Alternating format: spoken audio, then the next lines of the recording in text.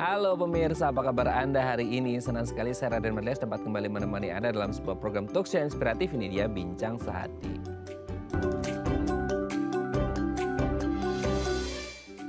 Ya pemirsa, kalau saya tanya penyakit apa sih yang kayaknya di dunia ini gitu ya, termasuk di Indonesia yang paling menakutkan. Salah satunya pasti masuk top 3 adalah diabetes gitu ya. Nah kalau kita ngomongin diabetes, nggak tahu sih mungkin dulu gitu ya. Dulu itu zamannya belum ada internet, media sosial gitu ya. Kita ngerti orang-orang yang kena diabetes itu kan kayak usia-usia lansia lah, maksudnya usia-usia tua seperti itu ya. Tapi seiring berjalannya waktu, kita tahu ya nggak ngerti dulu udah ada atau karena belum ke blow up sama media sosial, internet dan lain sebagainya.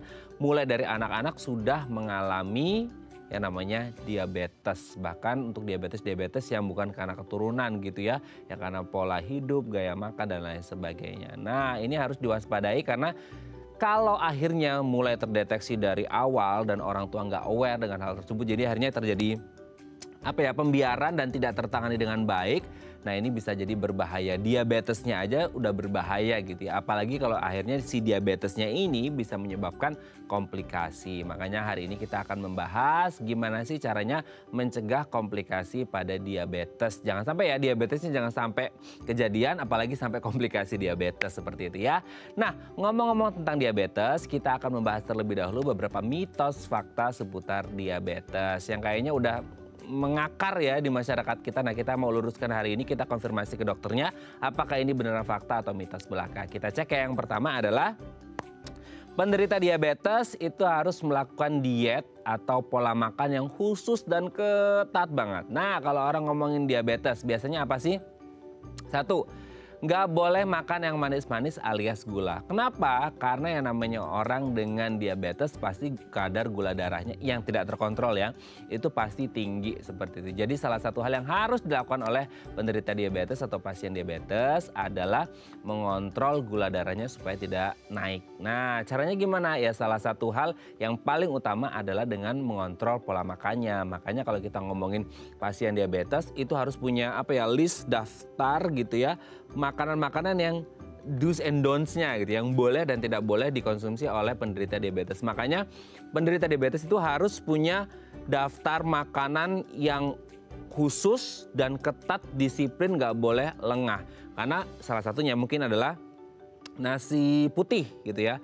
Karena ngomongin tentang kadar karbohidratnya, jadi kayak nasi putih itu harus diganti misal nasi merah atau gandum seperti itu. Tapi kita harus juga tahu ya kandungan kadar karbohidrat dari nasi putih, gandum dan juga indeks glikemiknya juga ya. Kita harus tahu gitu apakah ini sesuai gitu ya. Karena kan mungkin akan berbeda-beda juga. Nah kalau akhirnya konsumsi satu makanan yang katanya sehat tapi akhirnya konsumsinya lumayan banyak juga akibatnya seperti apa nanti akan kita bahas ya. Oke kita lanjut yang kedua pemirsa.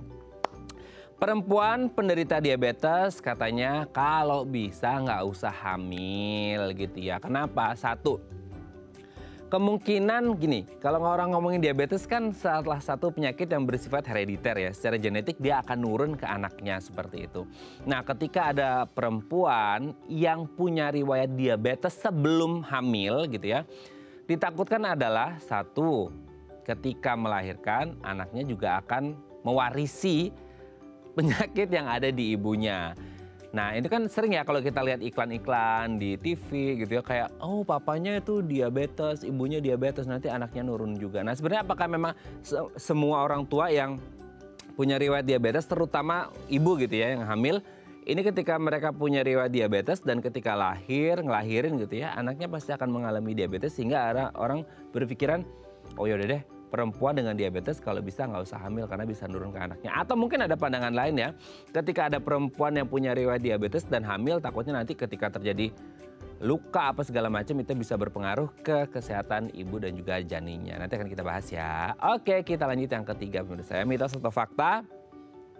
Diabetes pada ibu hamil akan hilang setelah melahirkan. Nah ini kalau saya baca di artikel gitu ya, ada sekitar 50-70% ibu hamil akan mengalami diabetes waktu kehamilan atau diabetes gestasional. Nah ini kan yang menjadi worry-nya banyak perempuan gitu ya. Tapi kalau saya lihat nanti kita konfirmasi ya, ini kan menurut artikel yang saya baca, nggak ngerti valid atau enggak gitu ya. Memang sih setelah melahirkan gitu ya, itu akan hilang diabetesnya. Tapi katanya range 5 sampai 10 tahun itu akan muncul tipe 2 gitu. Diabetes tipe 2 yang akan muncul ke ibu hamil pasca melahirkan. Nah, apakah semua wanita hamil yang punya diabetes gestasional akan berlanjut atau tidak? Ini apa yang memengaruhi gitu ya? Apakah kembali lagi ke pola hidupnya, pola makan dan lain sebagainya sehingga yang sudah terjadi waktu hamil ini tidak akan berlanjut ke diabetes tipe 2, nanti akan kita bahas ya. Oke, kita lanjut yang keempat pemirsa. Nah ini dia, penggunaan insulin selama hamil katanya bisa membahayakan atau memberikan dampak buruk pada janin atau bayi yang akan dilahirkan. Gini, kita harus pertimbangkan ya, kan setiap manusia pasti harus ada kerja pankreas itu tetap harus terjaga gitu ya. Tapi kan dengan orang-orang yang dengan diabetes pasti produksi insulinnya kan pasti rendah gitu ya. Nah akhirnya disupport dengan insulin itu sendiri. Nah lebih berbahaya mana sih ketika kita ngomongin antara insulin sama kadar gula darah? Kalau kita ngomongnya efek ke bayi gitu ya. Nah kalau nggak disupport sama insulin, gula darahnya pasti akan meledak. Nah lebih bahaya mana kalau akhirnya tidak disupport sama insulin atau terpapar dengan gula darah yang lumayan tinggi yang akan berefek pada kesehatan si janin. Jadi nanti akan kita bahas ya sebenarnya insulin ini berbahaya nggak? Karena kalau si ibu hamil ini harus atau memerlukan insulin selama masa kehamilan, ini juga harus diperhatikan ketimbang kalau kita ngomongin kadar gula darah yang mungkin melonjak gitu ya. Oke, kita lihat yang terakhir pemirsa. Penderita diabetes, nah ini agak serem sih ya, pasti akan mengalami buta dan diamputasi terutama kakinya. Satu gini, dari kebutaan. Sering ya kita melihat bahwa kalau orang punya riwayat diabetes, apalagi kalau gula darahnya tidak terkontrol gitu ya, banyak sekali masalah atau gangguan yang bisa terjadi pada kesehatan mata. Apa aja? Pandangan kabur, apalagi katarak, glaukoma, retinopati diabetik dan lain sebagainya itu berkemungkinan besar mengalami itu. Tapi apakah semua penderita diabetes akan mengalami beberapa gangguan kesehatan mata tersebut atau untuk case by case aja sih untuk mereka yang tidak terkontrol mungkin akan mengalami masalah itu. Nah itu yang pertama dari gangguan kesehatan mata. Yang kedua dari amputasi kaki gini. Di masyarakat kita itu ada yang kenal kayak diabetes kering sama basah, betul ya. Ketika basah gitu ya, katakan luka dan biasanya tuh lukanya di kaki. Nah itu kan katanya agak susah sembuh, nanti busuk, akhirnya berujung pada amputasi. Tapi apakah semua penderita diabetes pasti berkemungkinan luka dan basah dan akhirnya diamputasi kakinya? Nanti akan kita bahas ya. Oke, itu tadi beberapa mitos fakta seputar diabetes dan kami akan membahasnya saat lagi. Tetap bersama kami di Bincang Sehati.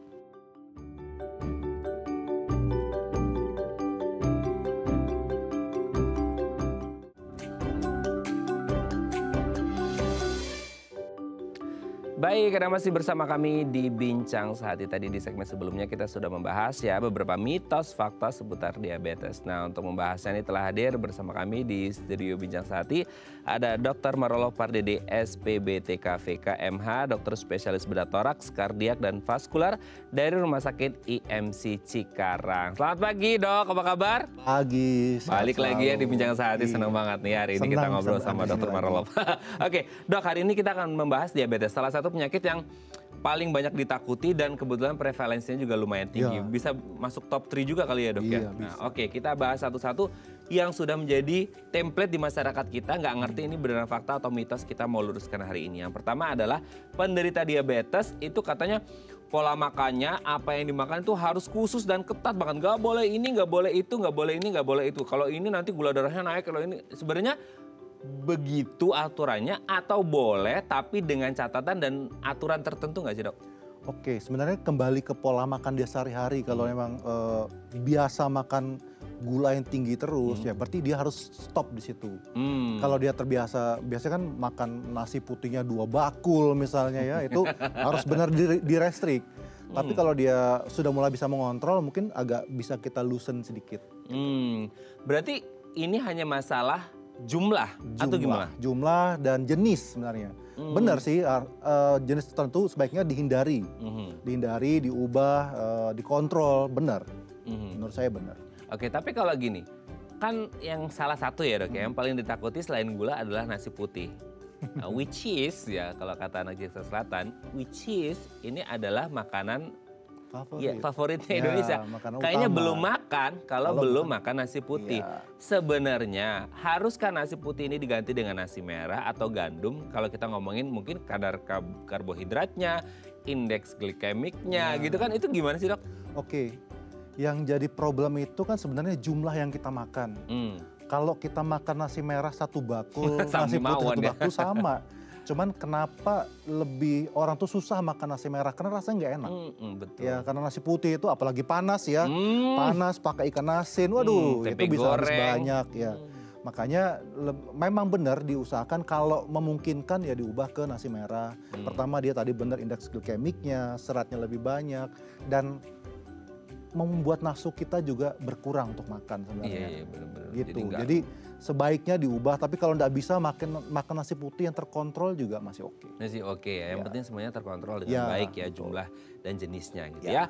Oke ya, jadi pemirsa sudah terjawab ya, kita lanjut yang kedua. Perempuan penderita diabetes katanya kalau bisa nggak usah hamil deh gitu, karena takutnya nurun ke anaknya lah, takut terjadi hal-hal yang tidak diinginkan selama hamil. Sebenarnya boleh nggak sih dok? Oke, kalau dia diabetesnya belum terkontrol sebaiknya jangan dulu. Ya, karena gula darah yang tinggi itu kan bahaya sekali. Tapi kalau dia sudah masuk dalam saya diabetes tapi terkontrol udah oke. Nah itu kerjasama antara dokter penyakit dalam untuk kontrol gula dan kebidanan sangat-sangat dibutuhkan. Jadi selama dia belum terkontrol sebaiknya jangan dulu. Ya. Bagaimanapun juga diabetes adalah faktor resiko. Iya. Ya faktor resiko. Jadi kalau faktor resikonya bisa dikontrol, aman untuk kehamilan. Jadi bisa kayak jalan tol lurus lah ya. Iya. Gitu. Kalau tidak terkontrol jangan dulu deh. Jangan dulu. Terkontrol dulu baru nanti ada promil gitu ya. Hamilnya ya. Oke dok, kita lanjut yang ketiga, ini masih seputar ibu hamil dan diabetes. Diabetes pada ibu hamil akan hilang setelah melahirkan. Kita kenal dengan diabetes gestasional seperti itu ya.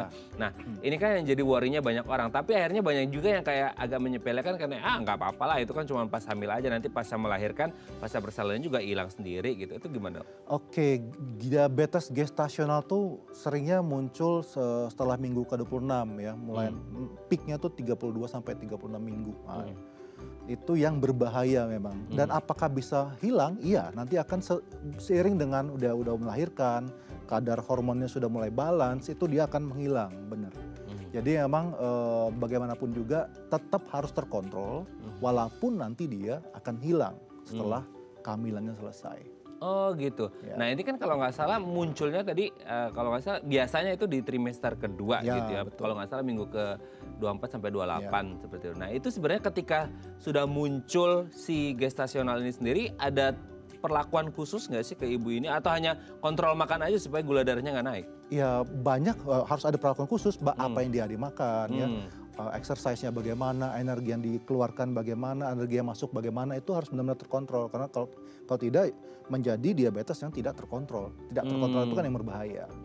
Bagaimanapun juga dia harus bisa dikontrol kadar gulanya. Oke. Tapi kalau akhirnya let's say ya, karena mungkin ini edukasinya, ya kita coverage area di Indonesia kan luas banget ya dok ya gitu ya, untuk sosialisasi masalah diabetes gestasional pun mungkin banyak yang belum paham karena akhirnya ke bawah suasana hamil, jadi mereka nggak aware bahwa itu diabetes gestasional. Kalau akhirnya tidak tertangani dengan baik selama masa kehamilan, itu bisa nggak sih, nauzubillahnya ya, maksudnya kayak berapa lama lagi atau berapa tahun lagi ke depan bisa muncul diabetes yang benar-benar diabetes bukan gestasional pada ibu tersebut? Ya betul, itu faktor resiko namanya.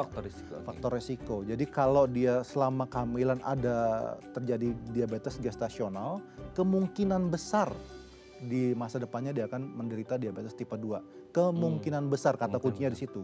Jadi kalau dia pola hidupnya benar, olahraganya benar, istirahatnya cukup, tidak stresnya bisa di-manage dengan baik, pasti bisa terhindar dari diabetes. Nah itu dia, jangan sampai di pembiaran gitu sebenarnya nanti muncul diabetes yang aslinya gitu ya di masa depan. Oke dok, kita lanjut yang keempat. Nah ini juga masih seputar ibu hamil dan diabetes.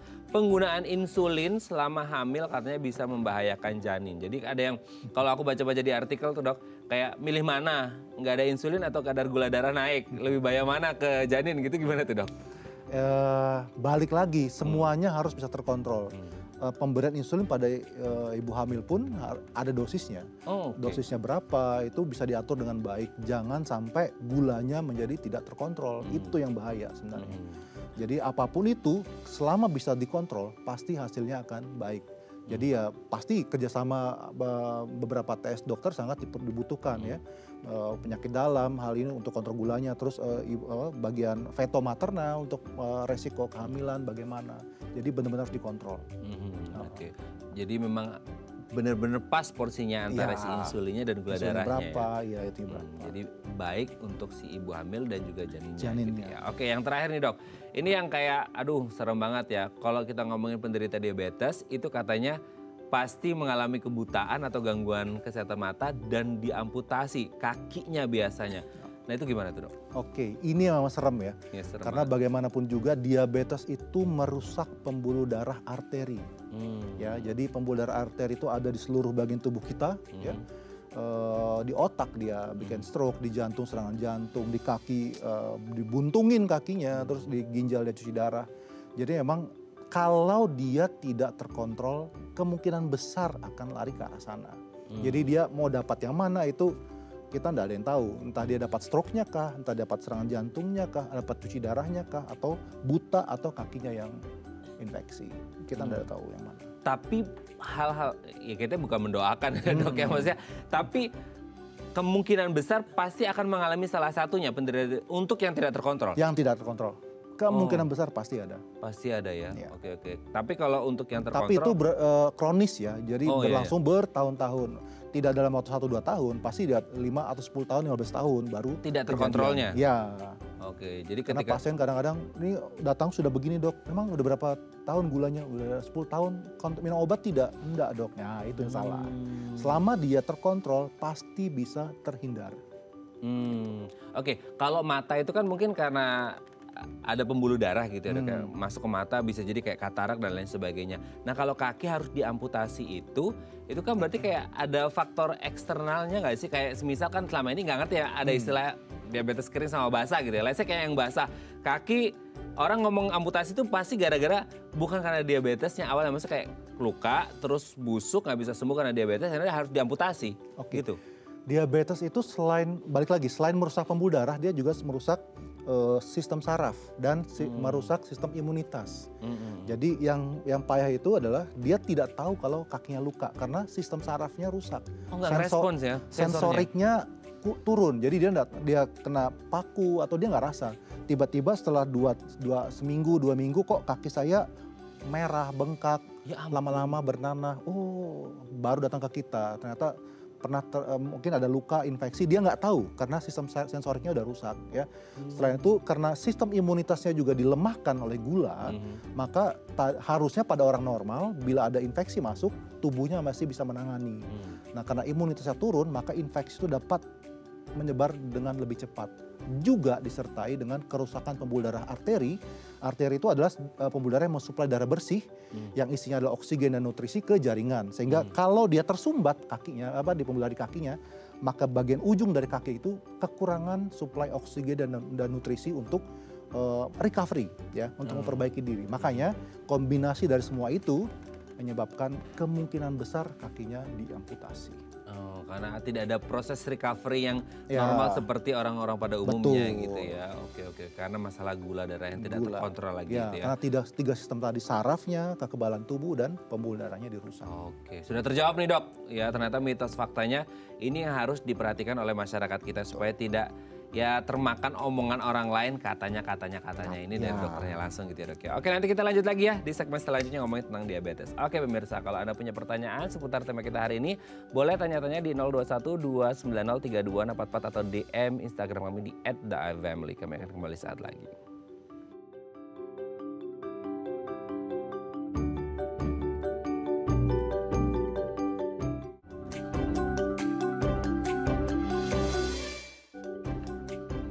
Baik, Anda masih bersama kami di Bincang Sehati. Kita masih membahas sama kita hari ini bagaimana cara mencegah komplikasi diabetes. Diabetesnya jangan, komplikasinya kalau bisa jangan ya. Makanya kita bahas hari ini. Nah, kalau Anda punya pertanyaan seputar diabetes, boleh tanya-tanya di 0212903244 atau DM Instagram kami di @daifamily. Kita masih bersama dengan Dr. Marolo Pardede, SPBTK VKMH, dokter spesialis bedah toraks, kardiak, dan vaskular dari Rumah Sakit IMC Cikarang. Oke, Dok. Kalau ngomongin diabetes, tadi sedikit banyak udah dibahas di segmen sebelumnya. Tapi kita akan lebih mendalam lagi. Diabetes, satu penyakit yang kayaknya jadi momok banget ya. Tidak hanya di Indonesia tapi juga di dunia kan seperti itu. Sebenarnya kalau ngomongin diabetes ini apa sih? Kenapa akhirnya jadi kayak ditakutin banyak orang? Mungkin kayak kalau kita nggak ngelihat secara langsung ya, Dok ya, maksudnya kayak ini diabetes atau enggak gitu. Kalau dulu mungkin standarnya orang gemuk gitu ya, itu ternyata sekarang katanya ada juga yang kurus juga diabetes gitu. Semengerikan apa sebenarnya diabetes ini? Oke.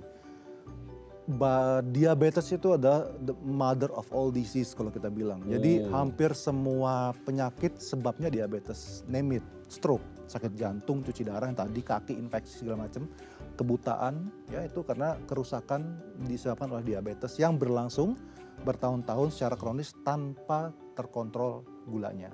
Ya. Jadi memang benar itu sangat-sangat berbahaya. Jadi harus benar-benar bisa kita kontrol itu diabetes. Oke, tipe-tipenya kan selama ini kayak kita tadi udah sempat kita bahas waktu hamil gestasional gitu. Mungkin tipe-tipe yang lain yang nggak namanya penyakit nggak ada yang bahaya nggak bahaya, semua bahaya. Cuma masih kayak tipe-tipe diabetes ini dan bahayanya masing-masing seperti apa sih? Karena selama ini kita kayak oh yang ini nih kayaknya ini udah unmodified nih, kayak oh ini modified gitu. Yang secara umum sih dikenal ada tipe 1 itu yang dari awal, dari masa kehidupan awalnya dia kerusakan pankreas. Pankreasnya tidak bisa menghasilkan insulin, jadi orang itu tergantung dengan insulin dari luar. Makanya insulin dependent diabetes mellitus ya. Yang tipe 2 adalah yang didapat karena ngaco makannya, ndak olahraga, sembarangan, obesitas, itu yang tipe 2. Artinya didapat karena perilakunya. Yang tadi kita sudah bahas di awal, ada gestasional dan yang lain adalah penyebab lain. Misalnya orang-orang yang infeksi di ICU itu gulanya akan naik karena respon imunnya gitu. Oh, kalau itu temporary? Temporary biasanya. Temporary aja ya, oke. Nah gini, ini kan zaman media sosial ya. Kemarin tuh sempet saya juga lihat ada di salah satu platform media sosial. Saya ngelihat, nggak ngerti, itu sedih banget sih. Kayak seorang ibu menjemput anaknya di sekolah, terus anaknya itu bawa kayak tentengan, kayak termos atau apalah gitu ya, Dok ya. Dan ternyata itu adalah insulin yang dia harus disuntikan ke si anak. Itu masih SD loh, Dok, masih kecil, aku masih sampai berinding nih gitu ya. Itu tipe berapa dan kenapa harus selalu suntik terus? Oh ya, itu yang tipe 1. Karena tadi kerusakan pankreas, jadi tubuhnya tidak membentuk insulin secara cukup. Makanya harus disuplai dari luar. Nah kalau yang tipe 2 yang dirusak itu insulinnya sudah resisten. Di masa awal kehidupannya sampai dengan dia terkena diabetes, insulinnya masih bagus. Cuman karena perilakunya, pola hidup yang nggak benar ya, makan yang nggak benar, tidak olahraga, itu yang membuat resistensi insulin rusak, jadi terkena diabetes. Jadi emang ini dari awal. Itu harus disuntik continue dengan insulin. Itu oke, ini serem juga ya, maksudnya kayak dari bayi. Itu dari bayi, maksudnya dari lahir atau pas lagi hamil pun udah ketahuan? Manifestasinya mungkin ada yang setahun setelah itu. Jadi tidak mesti dari bayi banget ya, karena mungkin dari bayi banget insulin ini masih keluar, cuman tidak cukup ya. Mungkin kedeteknya setelah setahun 2 tahun, jadi masih masa awal. Itu ada efek dari ibu yang diabetes gestasional nggak sih, Dok? Enggak. Oh nggak ada hubungannya sama sekali ya? Itu beda kasus ya? Beda kasus. Oke, nah kalau akhirnya anak ini bisa dideteksi, ini bisa berbeda-beda ya, mulai dari setahun dan lain sebagainya untuk tipe 1 ini, gitu ya. Oke, nah kalau tipe yang kedua, gitu, anak-anak bisa juga nggak?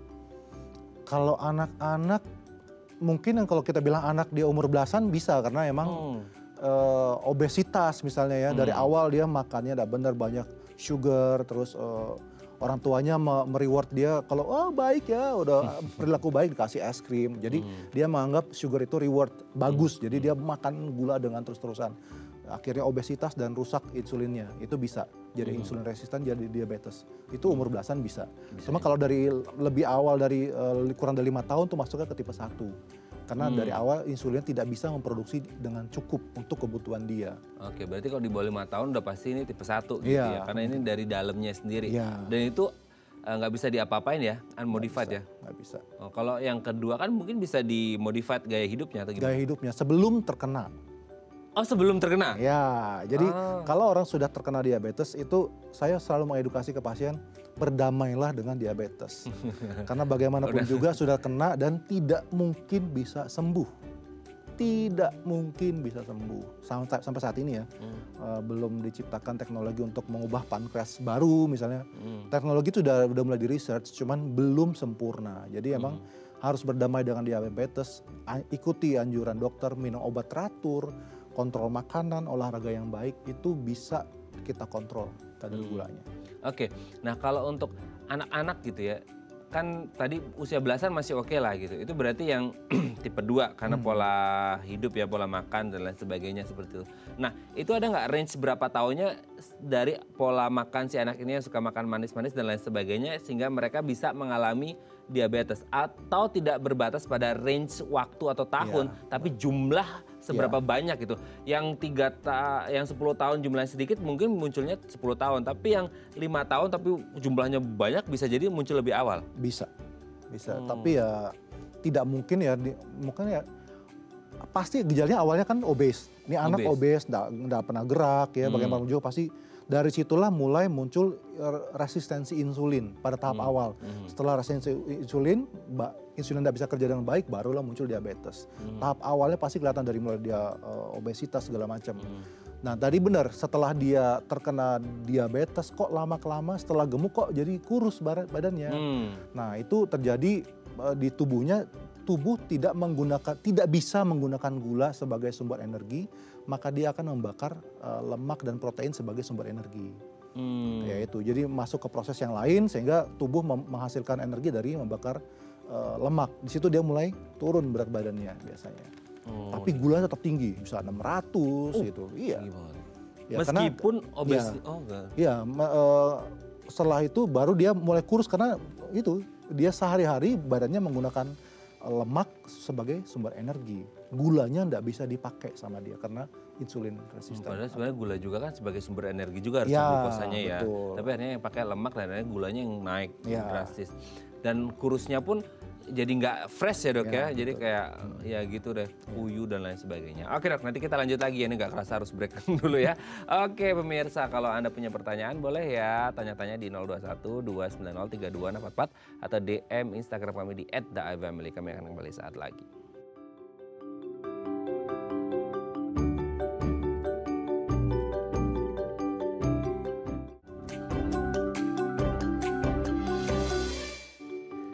Baik, karena masih bersama kami di Bincang Sehati, kita masih membahas tema kita hari ini seputar diabetes. Kalau Anda punya pertanyaan seputar tema kita hari ini, boleh tanya-tanya di 021-290-3244 atau DM Instagram kami di @daifamily. Kita masih bersama dengan Dr. Marullah Pardede, SPBTKVK, MH, dokter spesialis bedah toraks, kardiak, dan vaskular dari Rumah Sakit IMC Cikarang. Oke, dok, gini, di 2023 dan beberapa tahun belakangan media sosial itu kan gencar banget. Kita melihat bahwa oh ternyata mulai dari kecil tidak hanya yang tipe 1 ya, yang usia belasan pun udah mengalami diabetes. Nah kalau dulu zamannya baby boomer sekali ya gitu, kita taunya tuh diabetes tuh orang tua gitu.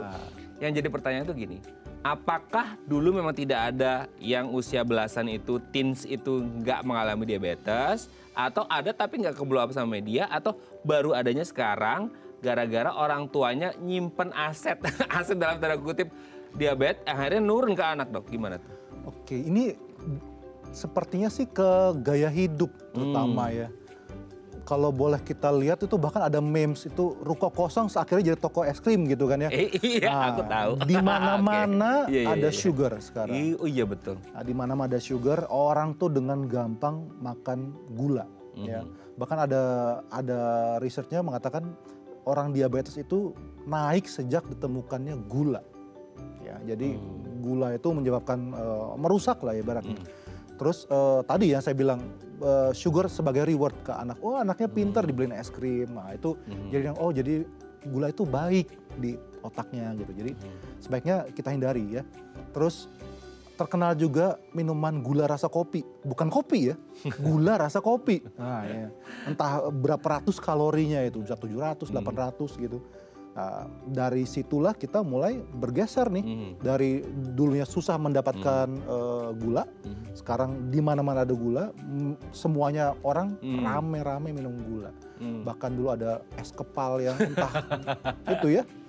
Yang dulu kata ada juga yang bilangnya susu tapi itu sebenarnya gula gitu ya. Betul. Itu kan mengerikan sekali gitu ya. Makanya jadi ya sejak itulah maka kadar dan angka diabetes makin bergeser ke usia muda. Oke. Jadi sebenarnya karena perubahan pola hidup ya. Perubahan pola hidup, pola makanan, refined sugar di mana-mana ya.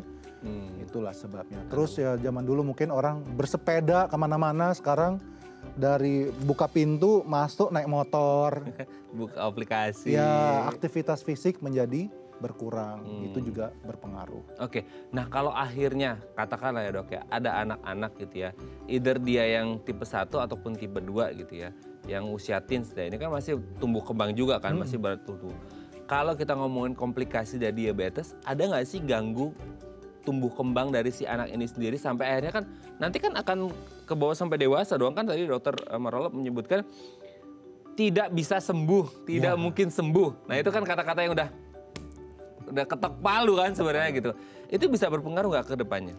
Ya berpengaruh sekali. Yang pasti kemungkinan komplikasi kan dari misalnya dulu orang terkena diabetes itu dari umur 50 misalnya. Kemungkinan komplikasi kalau dia terkontrol mungkin muncul di umur 60 misalnya 60, 65. Kalau dia makin muda usia 30 terkena diabetes mungkin kemungkinan komplikasinya justru terjadi pada orang-orang yang usia reproduktif ya. Jadi itu sangat-sangat berpengaruh pada orang itu ke depannya ya. Jadi prevalensi penyakit juga makin banyak ya. Jadi makin susah, berpengaruh sekali pada individunya. Nah, yang juga gimana ya, worry-nya adalah tadi kan Dr. Marolop juga menyebutkan diabetes itu adalah mother of all diseases gitu ya. Itu kayak serem banget ya gitu. Mother itu kan biasanya yang bagus, tapi ini mother of all diseases gitu. Nah, kita mengenal ada kayak kena di otak, kena di ginjal, gagal ginjal, kena di jantung, di liver dan lain sebagainya. Seberapa besarnya si diabetes ini bisa menyerang organ tersebut? Maksudnya kayak kenapa di satu orang ini bisa jadi kena ginjalnya, kena otaknya, kena beberapa organ yang lain, itu kan kadang-kadang apa ya, kalau kita kayak bukan tebak-tebak buah manggis ya gitu. Jadi kayak tebak-tebakan mana yang kena, mana yang kena, itu gimana tuh dok? Itu kita belum tahu. Orang ini terkena diabetes mana duluan yang kena. Entah stroke-nya kah, entah sakit jantung koronernya kah, entah cuci darah, entah kakinya yang harus diamputasi, matanya buta. Kita nggak ada yang tahu. Karena memang balik lagi diabetes itu kan merusak arteri. Jadi semua organ tubuh kita itu ada arterinya yang mensuplai untuk kehidupannya si sel-selnya. Jadi kalau dia yang lebih rusak yang ke arah otak ya pasti stroke. Kalau dia lebih rusak yang di kaki mungkin akhirnya ya harus diamputasi atau infeksi lah minimal. Sakit di jantung ya pasang ring atau di bypass koroner. Jadi kita tidak ada yang tahu. Yang pasti kemungkinan besar akan terkena salah satu dari penyakit itu. Bisa nggak lebih dari satu dok? Bisa. Karena kebetulan kan bidang saya itu, saya tukang belek jantung, saya tukang di orang cuci darah, saya bikin akses cuci darah ya. Orang di kaki kita bantu angioplasti untuk melancarkan aliran darahnya. Saya ketemu misalnya ada orang sakit jantung habis di bypass, saya harus pasang akses untuk cuci darah. Atau orang kaki harus dengan cuci darah. Jadi memang sangat mungkin untuk terkena lebih dari satu. Aduh, penyakit. serem banget ya. Sebelum kita lanjut yang serem-serem ini, kita baca DM dulu ya dok ya. Ini dari Pak Charlie nih. Dok, apa ada cara atau obat untuk menurunkan HbA1c yang cepat? Karena pola makan saya bulan kemarin tidak terkontrol. Belum puasa nih kayaknya ya. Mohon bantuannya dok, terima kasih. Menurunkan HbA1c yang cepat katanya malah. HbA1c itu kan ibaratnya gambaran kadar gula kita 3 bulan terakhir. Jadi ya tidak ada cara cepatnya. Ya bagaimana ya harus dikontrol selama 3 bulan itu kadar gulanya jangan sampai tinggi. Karena dia tinggi pasti ya itu gambarannya kan dia ya muncul di angkanya. Jadi tidak ada jalan cepat memang. Udah, karena itu ya kalau mau aman ya bagaimana ya, kontrol apa yang kita makan, kontrol bagaimana kita berolahraga ya, istirahat kita bagaimana, stres kita bagaimana. Jadi kalau semua itu bisa di-manage dengan baik, pasti kalau kita cek HbA1c 3 bulan kemudian udah mulai agak turun. Nggak bisa ada cara cepat. Oh berarti HbA1c itu record selama 3 bulan terakhir gitu ya? 3 bulan terakhir kadar gulanya. Oke, misal 3 bulan terakhir ini Mei, April, Maret, Februari. Katakan dari Februari, Maret, April itu udah tinggi gitu ya. Gara-gara kemungkinan support karena lebaran juga itu ya mungkin ya. Itu tinggi jadi tidak ada obatnya ya. Harus kayak 3 bulan ke depan untuk record HbA1c-nya lagi ya kontrol makannya gitu. Iya betul, kontrol makan. Terus kalau dia sudah terkena diabetes ya berarti obat-obatnya harus benar. Ya, apakah dosis sudah tepat, jam yang harusnya minum obat apakah sudah benar, terus dan hal yang lain, aktivitas olahraganya bagaimana, istirahatnya bagaimana, stresnya bagaimana. Oke. Semoga ini bisa menjawab pertanyaan Pak Charlie ya. Oke, tapi dok, ini kan tadi Dr. Marulus menyebutkan penggunaan obat ya, konsumsi obat. Nah, konsumsi obat selama ini kan kalau kita ngomong penyakit obat untuk mengobati, menyembuhkan. Tapi kan konteksnya diabetes kan tidak mungkin sembuh. Iya, nah obat ini sebenarnya fungsinya untuk apa? Sementara kan kalau diabetes, kalau di luar tipe 1 ya dok ya gitu ya. Tipe 2 kan ya udah kontrol aja pola makan, jumlah jenis jamnya gitu kan. Iya. Obat itu fungsinya untuk mengontrol kadar gula. Oh ya. gitu, Untuk mengontrol selain kadar support gula. dari pola Ya, makannya? Ya, jadi ada sih saya pernah ketemu pasien diabetes yang dulunya minum obat, tapi dia strict sekali makanannya bagaimana. Dia hitung, dia kita ada aplikasi tuh. Apa yang kita makan, kalorinya berapa. Kalau dia karbohidratnya bisa minimal sekali, jatuhnya ke arah keton, diabetes keto. Keto. Yang keto, diet keto itu justru dia tidak minum obat gula. Karena mungkin dia sampai sesukses itu, se-strict itu mengatur kadar dietnya, gula darahnya bisa stabil. Oke, ini mungkin spill dikit-dikit untuk pemirsa ya. Maksudnya kayak untuk ngukurnya itu, kan kita nggak mungkin sampai kemana-mana bawa timbangan ya gitu-gitu. Itu bentuknya timbangan atau kayak, oh dari jumlah porsi ini kita bisa mengira-ngira sih dok? Awalnya pasti kita timbang. Saya juga mulai mengukur makanan saya itu setelah beberapa bulan terakhir ya. Mungkin awalnya kita timbang satu sendok nasi ini berapa gram sih. Tapi kan lama-lama kita ngerti, oh kira-kira sekian. Kita record di makanan kita. Dagingnya sekian, lemaknya sekian. Itu akan terlihat di aplikasi itu. Sehari kita makan karbohidratnya berapa, makan lemaknya berapa, proteinnya berapa, makronutrisinya udah kita tahu. Jadi dari situ kita bisa kontrol. Oh mungkin kalau saya tanpa karbohidrat sama sekali atau minimal sekali karbohidratnya, mungkin tadinya harus untuk insulin bisa turun ke minum obat saja. Atau minum obatnya tadinya 3 atau 2 atau 3 macam bisa 1 saja. Atau kalau benar-benar strict itu bisa bahkan tanpa obat gula. Kadar gulanya bisa terkontrol dengan baik. Walaupun dia adalah seorang pasien penyakit diabetes yang tidak mungkin sembuh. Tapi kadar gulanya bisa terkontrol dengan baik. Itu intinya. Orang akan mengalami komplikasi kan karena tidak terkontrol dengan baik si gula darahnya. Nah ketika makannya terkontrol, kemudian pakai minum obat oral tadi ya gitu, itu bisa mengurangi risiko terjadinya komplikasi nggak sih? Ya, selama kadar gulanya tidak tinggi, pasti kemungkinan komplikasi itu bisa kita hilangkan. Bagaimanapun juga kalau kita lihat sebenarnya gula itu mengiritasi pembuluh darah, dia merusak pembuluh darah. Kalau tinggi ya, begitu dia tinggi pembuluh darah rusak, maka tubuh akan melakukan secara selular tuh memperbaikinya, menempelkan lemak di situ, akhirnya tersumbat. Itulah menyebabnya pembuluh darah rusak. Makin lama tersumbat. Begitu dia tersumbat, jaringan tidak mendapatkan oksigen. Itu rusaknya. Jadi kalau gulanya bisa kita kontrol, maka yang merusak sel pembuluh darahnya itu tidak ada atau minimal. Makanya kemungkinan komplikasinya sangat-sangat kecil, bisa dihindari. Nah kalau untuk komplikasinya sendiri sebenarnya kalau ngomongin diabetesnya kan kronik ya dok ya? Iya betul. Komplikasinya juga bisa jadi kronik atau bisa akut? Karena orang mungkin nggak ngedetek bahwa diabetes aja selama ini, ternyata lama-lama tertahu ginjalnya harus cuci gitu atau gimana? Komplikasinya dia merusaknya secara kronis, cuman munculnya bisa tiba-tiba. Sama tadi, selama ini gula tidak terkontrol, ginjalnya masih udah mulai loyo, sampai akhirnya shutdown, baru dia merasa sesak, ya resek, udah mulai keracunan air lah ibaratnya ya, baru. Jadi komplikasinya mungkin bisa muncul secara akut akibat iritasi yang kronis. Itu sebenarnya. Oke. Sama seperti misalnya stroke kan, komplikasinya akut stroke-nya. Serangan akut di otaknya jadi stroke, tapi sebenarnya kerusakannya secara kronis. Oke. Waduh, serem ya dok. Ya. Ini memang harus benar-benar diwaspadai. Semoga yang belum ya, jangan, kalau belum kan akan tidak mengalami diabetes. Oke dok, nanti kita lanjut lagi ya di segmen terakhir ya. Oke pemirsa, kalau Anda masih punya pertanyaan boleh tanya-tanya di 021 290 3244 atau DM Instagram kami di @dafamily. Kami akan kembali saat lagi.